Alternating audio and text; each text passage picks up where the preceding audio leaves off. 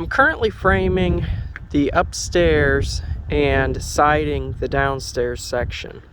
This bump out on the side is where the stairs and front door will be going up to the second floor. The bolts can be removed and the stairs removed from the house so that you can move it down the road street legal width. I just have a few more sheets of plywood for the front, and the window needs to be cut out for over the sink. Then I have to frame the floor section that will be where the master bed goes.